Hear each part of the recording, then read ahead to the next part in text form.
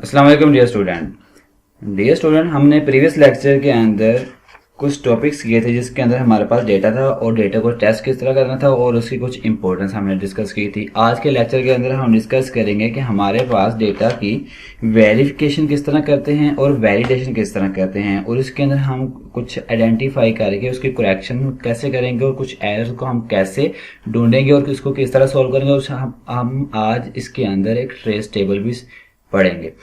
तो सबसे पहले तो हमारे पास होता है कि हम वेरिफिकेशन डेटा किसे कहते हैं।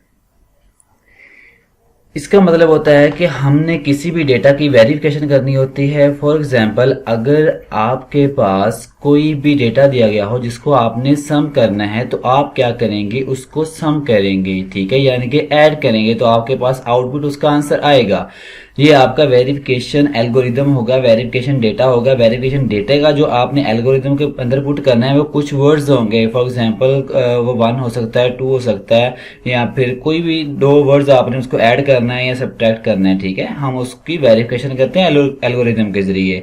या फिर आप ऐसा कर रहे हो कि आपने वेरिफिकेशन करनी है तो आप कोई भी चीज रेडी कर रहे हो। फॉर एग्जाम्पल, आप कोई भी खाने की चीज बना रहे हैं तो आपने क्या करना है, उसकी तमाम चीजें जो होंगी वो रिक्वायर्ड होंगी, तो आपने उनको इकट्ठा करना है, उनके जरिए आप अपनी चीज रेडी करेंगे। फॉर एग्जांपल, आपका पिज्जा कैसे बनता है, पिज्जा बनने के लिए आपके पास कुछ चीजें रिक्वायर्ड होती हैं, ठीक है, आप उन चीजों को लेके आते हैं, देन आपका पिज्जा रेडी होता है, ठीक है। इसके बाद हमारे पास नेक्स्ट आता है वैलिडेशन डेटा। वैलिडेशन डेटा का मतलब होता है कि आप किस तरह अपने पूरे डेटे को कह रहे हैं कि ये हमारा वैलिड है, जो हमने डेटा इसको कहा था वही है।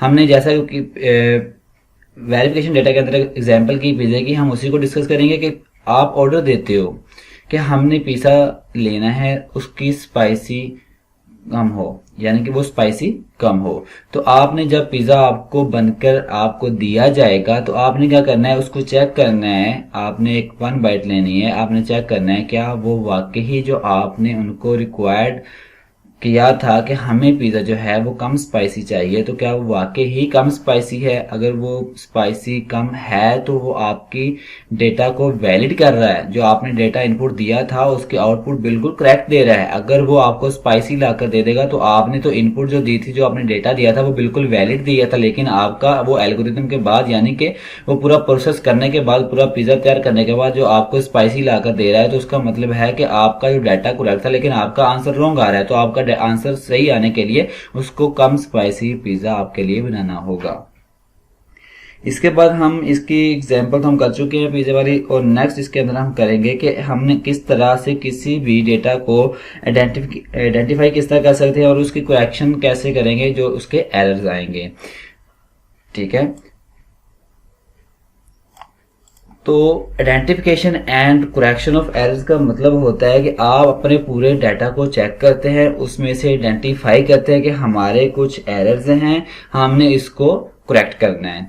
फॉर एग्जांपल, हमारे पास यहाँ पे एग्जांपल दी गई है बुक के अंदर कि हमारे पास यहाँ पे कुछ स्टूडेंट्स की हाइट है 154 से लेकर ऑनवर्ड, आपको यहाँ पे दी गई है 164 दी गई है 140 से लेकर, यहाँ पे वो 1 बाय 1 नंबर्स आपको दिए गए हैं। आपने एल्गोरिदम यूज करना है कुछ इस तरह से। ये आपका एल्गोरिदम है। आपने एल्गोरिदम के अंदर कहा कि हमें जो हाइट है वो 144 से लेकर, यानी कि हाइट ग्रेटर देन 144, और आखिर कब तक जाएगी कि 164 के इक्वल होनी चाहिए। देन वो क्या करेगा, 1 को यहाँ पे प्लस कर देगा,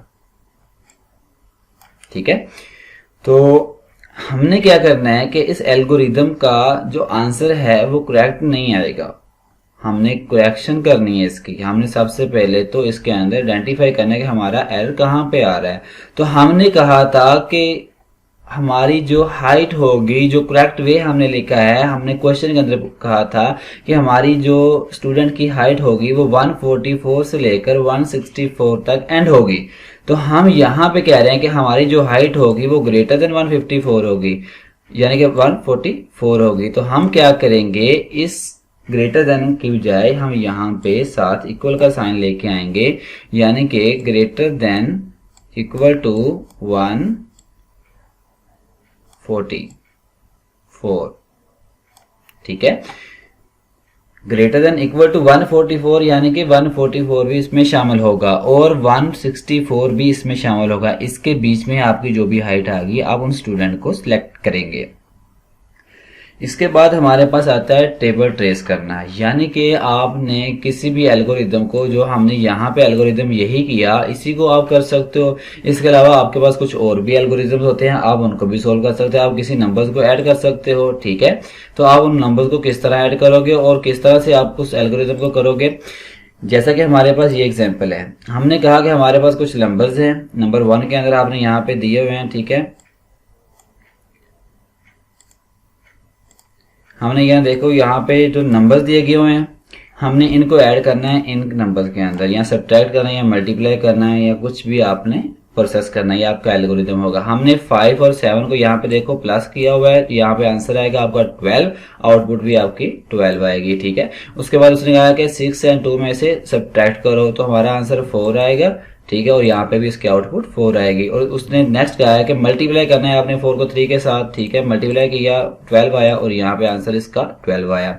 तो इस तरह हम एल्गोरिदम को इजी कर सकते हैं कि अगर हम उसको स्टेप बाय स्टेप उसका टेबल बनाएं और उसका एल्गोरिदम लिखें। यहाँ पे जो एल्गोरिदम किया गया वो ये है, प्लस माइनस मल्टीप्लाई, ठीक है। ये इसका एल्गोरिदम है कि दो नंबर्स के दरमियान जो फॉर्मूला यूज करेंगे, जो एल्गोरिदम यूज करेंगे, वो हमने भी यहाँ पे दिया गया होगा या आपने खुद से जनरेट करना होगा। आपने क्वेश्चन की रिलेटेड, जो क्वेश्चन की आपको रिक्वायर्ड दिया गया होगा क्वेश्चन के, उसके मुताबिक आपने आंसर लेना है। तो आप उस तरह से अपना एल्गोरिदम रेडी करेंगे तो आप देन आपको उसका आंसर निकालेंगे।